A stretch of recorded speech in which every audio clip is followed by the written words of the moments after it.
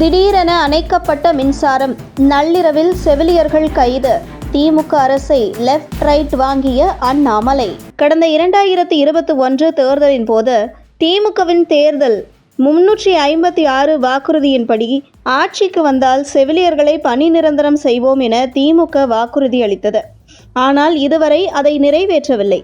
மேலும் சம வேலைக்கு சம ஊதியம் என்ற நீதிமன்ற தீர்ப்பை எதிர்த்து உச்சநீதிமன்றத்தில் மேல்முறையீடு செய்துள்ளது.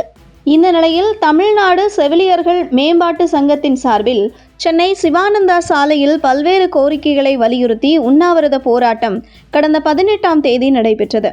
இந்த போராட்டத்தில் தமிழகத்தின் பல்வேறு மாவட்டங்களைச் சேர்ந்த சுமார் 1000க்கும் மேற்பட்ட செவிலியர்கள் உண்ணாவிரத போராட்டத்தில் ஈடுபட்ட நிலையில் இரவு 7:30 மணிக்கு அவர்களை போலீசார் கைது செய்து பேருந்துகள் மூலமாக அழைத்து கிளாம்பாக்கம் பேருந்து நிலையத்தில் இறக்கிவிட்டனர். தொடர்ந்து செவிலியர்கள் கிளாம்பாக்கம் பேருந்து நிலையத்திலும் தங்களது கோரிக்கைகளை நிறைவேற்றாமல் கலைய மாட்டோம் என கூறி திமுக அரசுக்கு எதிரான கண்டன முழக்கங்களை எழுப்பி பல்வேறு கோரிக்கைகளை வலியுறுத்தி நடைமேடையில் அமர்ந்து போராட்டத்தில் ஈடுபட்டனர். இதையடுத்து கிளாம்பாக்கம் பேருந்து முனைய நிர்வாகம் திடீரென மின் இணைப்பை துண்டிப்பு செய்தது. இதனைத் தொடர்ந்து தங்களது கைகளில் இருந்த கைபேசியில் மூலம் ஒளிரச் செய்து தொடர்ந்து நள்ளிரவு முதல் சுமார் 5 மணி நேரத்திற்கு மேலாக போராட்டம் நடத்தினர் செவிலியர்கள். இதனைத் தொடர்ந்து போராட்டத்தில் ஈடுபட்டவர்களை கைது செய்யப்பட்டனர்.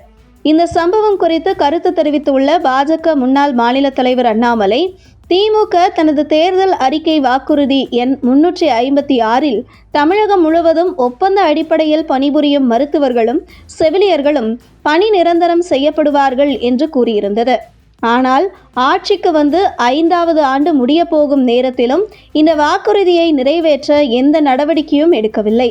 கொரோனா பெருந்தொற்று காலத்தில் தங்கள் உயிரை குறித்து கூட கவலைப்படாமல் பொதுமக்கள் நலனுக்காக முன்னின்று பணியாற்றியவர்கள் மருத்துவர்களும் செவிலியர்களும்.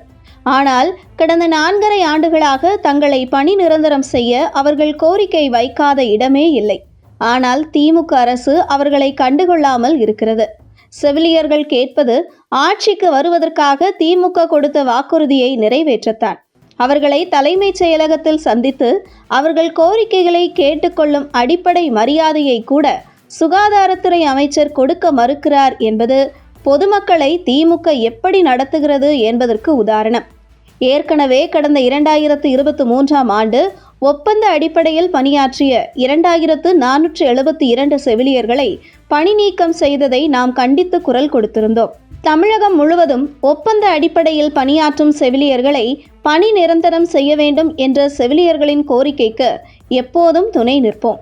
செவிலியர்களுக்கு கொடுத்த தேர்தல் வாக்குறுதியை திமுக நிறைவேற்ற வேண்டும் என்று வலியுறுத்துகிறோம் என அண்ணாமலை தெரிவித்துள்ளார்.